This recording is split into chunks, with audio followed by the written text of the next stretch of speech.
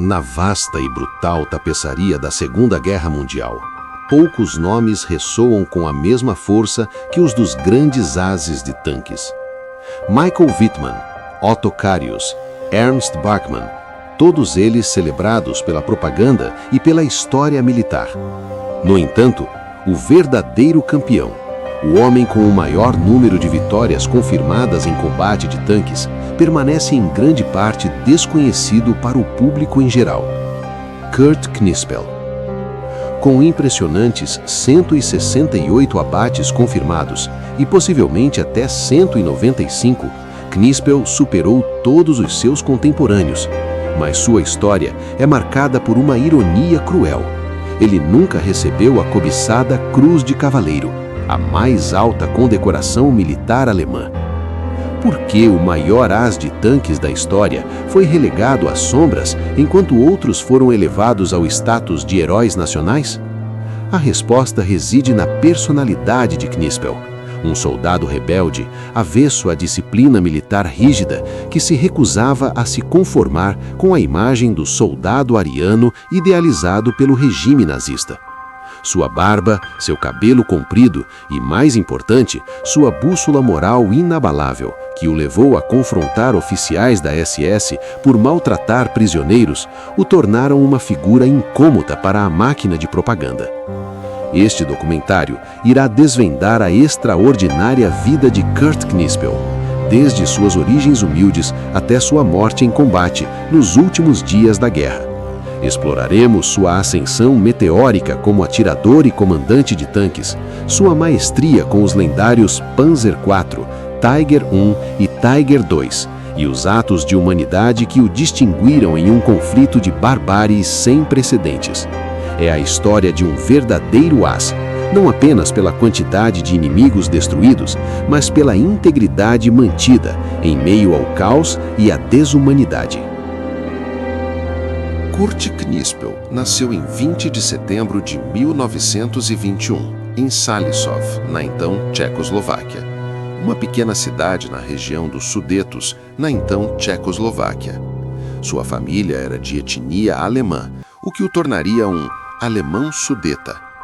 Antes da guerra, Knispel trabalhou em uma fábrica de automóveis e, como muitos jovens de sua geração, foi inevitavelmente arrastado para o serviço militar com a eclosão da Segunda Guerra Mundial.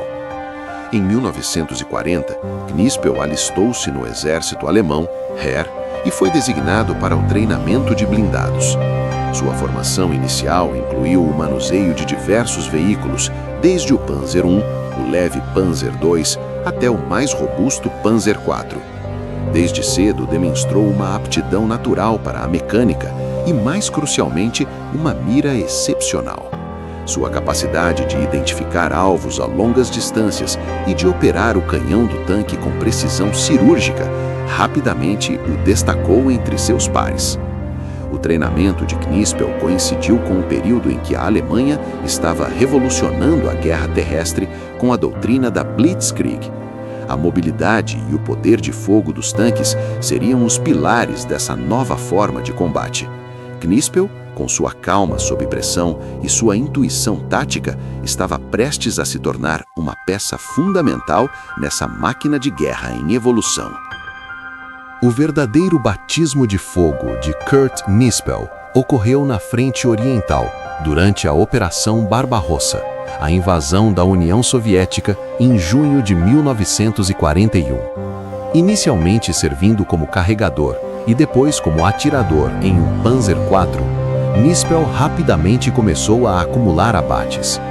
A vastidão das estepes russas e a natureza do combate de tanques na Frente Oriental favoreciam atiradores com excelente visão e paciência. Sua reputação cresceu exponencialmente. Relatos de seus companheiros de tripulação e comandantes destacavam sua capacidade de avistar tanques inimigos antes de qualquer outro e de disparar com precisão letal, muitas vezes à primeira tentativa. Knispel não era um comandante de tanque que buscava a glória pessoal. Ele era um atirador que entendia a importância de cada tiro e a necessidade de preservar seu veículo e sua tripulação. Em 1942, Nispel foi transferido para o recém-formado Schwere Panzerabteilung 503, 503º Batalhão de Tanques Pesados, uma unidade de elite equipada com os temíveis tanques Tiger I. Esta máquina de guerra, com seu canhão de 88 mm e blindagem impenetrável para a maioria dos tanques aliados da época, era a ferramenta perfeita para as habilidades de Nispel. Foi a bordo do Tiger I que ele consolidou sua lenda como o maior as de tanques. Sua técnica era notável. Ele preferia atirar em alvos em movimento e era mestre em usar o terreno para emboscar e surpreender o inimigo. Em uma ocasião notável, durante a Batalha de Kursk, Nispel é creditado com um abate de um T-34 soviético a uma distância de 3.000 metros, um feito quase inacreditável para a época. Ao contrário de muitos de seus pares que se encaixavam no molde do soldado nazista ideal, Kurt Nispel era um indivíduo singular. Ele se recusava a raspar a barba e a cortar o cabelo curto, características que o colocavam em constante atrito com a disciplina militar. Sua aparência desleixada e sua atitude desafiadora eram um contraste gritante com a imagem polida e propagandística de outros ases como Michael Wittmann, que era membro da Waffen-SS. Mas a insubordinação de Nispel ia além da aparência. Ele possuía um forte senso de justiça e humanidade que o colocava em rota de colisão com a brutalidade do regime nazista. O incidente mais famoso ocorreu quando ele testemunhou um oficial da SS maltratando prisioneiros de guerra soviéticos. Nispel interveio, agredindo o oficial da SS para proteger os prisioneiros. Este ato de coragem e insubordinação lhe rendeu uma repreensão formal e o impediu de ser promovido ou condecorado com a Cruz de Cavaleiro, apesar de ter sido recomendado 4 vezes para a honraria. Nispel também era conhecido por sua modéstia. Ele frequentemente cedia seus créditos de abates para outros membros de sua tripulação ou para outras unidades, preferindo o trabalho em equipe à glória individual. Essa humildade e seu desdém pela autopromoção o tornaram um herói para seus companheiros, mas uma figura inconveniente para o alto comando e a máquina de propaganda. Sua história é um lembrete poderoso de que, mesmo dentro de um regime totalitário e em meio à selvageria da guerra, indivíduos podiam manter sua integridade e senso de humanidade. Nispel não lutava por ideologia, mas por seus camaradas e pela sobrevivência. Kurt Nispel serviu em alguns dos tanques mais icônicos e temidos da Segunda Guerra Mundial. Sua jornada começou com os Panzer I, II e IV, mas foi com a chegada dos tanques pesados que suas habilidades realmente brilharam. Com o Tiger I, Nispel encontrou a plataforma perfeita para sua maestria como atirador. O canhão KWK-36L/56 de 88 mm do Tiger I era capaz de penetrar a blindagem de qualquer tanque aliado ou soviético da época a longas distâncias, e Nispel sabia como extrair o máximo desse poder de fogo. Ele participou de algumas das maiores batalhas de tanques da Frente Oriental, incluindo Kursk, onde o 503º Batalhão de Tanques Pesados desempenhou um papel crucial. Mais tarde, Nispel foi um dos primeiros a operar o ainda mais poderoso Tiger II, conhecido como Königstiger, Rei Tigre. Equipado com um canhão KWK-43L/71 de 88 mm mais longo e uma blindagem frontal quase impenetrável, o Tiger II era uma fortaleza móvel. Nispel, agora como comandante de tanque, continuou a acumular abates, demonstrando sua adaptabilidade e sua compreensão tática do campo de batalha. Sua experiência em diferentes posições, carregador, atirador e comandante, deu-lhe uma compreensão completa do funcionamento de um tanque e da dinâmica de uma tripulação.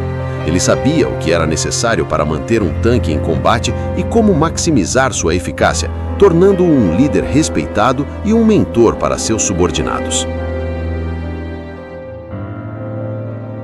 À medida que a guerra se aproximava de seu fim inevitável, a situação para a Alemanha se tornava cada vez mais desesperadora. As forças soviéticas avançavam implacavelmente de leste e o 503º Batalhão de Tanques Pesados de Knispel estava constantemente em combate, defendendo o que restava do Reich. Em 28 de abril de 1945, apenas 10 dias antes da rendição incondicional da Alemanha, Kurt Knispel foi ferido mortalmente em combate perto de Vlažačice, na Morávia, atual República Tcheca. Ele foi atingido por estilhaços na cabeça enquanto operava seu Tiger II. Levado para um hospital de campanha, ele sucumbiu aos ferimentos pouco depois, aos 23 anos de idade. Knispel foi enterrado em uma vala comum e sua história por muito tempo permaneceu nas sombras, ofuscada pelos ases mais famosos e pela propaganda. No entanto, em 2013, um grupo de arqueólogos tchecos trabalhando em Vlažačice descobriu uma vala comum atrás de uma igreja. Entre os restos mortais de 15 soldados alemães, um deles foi identificado como Kurt Knispel, graças à sua placa de identificação militar. A redescoberta de seus restos mortais trouxe um novo interesse à sua história, permitindo que o mundo finalmente reconhecesse o verdadeiro maior as de tanques da Segunda Guerra Mundial. O legado de Kurt Knispel é um testemunho da habilidade militar excepcional, mas também da complexidade moral da guerra. Ele foi um soldado que, apesar de lutar por um regime desumano, manteve um senso de honra e humanidade, tornando-se um ícone para aqueles que buscam a verdade por trás da propaganda. A história de Kurt Knispel é um poderoso contraponto à narrativa simplista da Segunda Guerra Mundial. Ele nos lembra que, mesmo nos piores conflitos, a individualidade e a moralidade podem persistir. Seu recorde de abates é inegável, mas sua recusa em se curvar à ideologia nazista e seus atos de compaixão o elevam a um patamar diferente. Knispel não era o herói que o Terceiro Reich queria, mas talvez fosse o herói que a história precisava. Um lembrete de que a coragem não se manifesta apenas na destruição do inimigo, mas também na defesa da dignidade humana, mesmo em circunstâncias extremas. Sua história, finalmente contada, garante que o verdadeiro as dos tigres não será mais esquecido.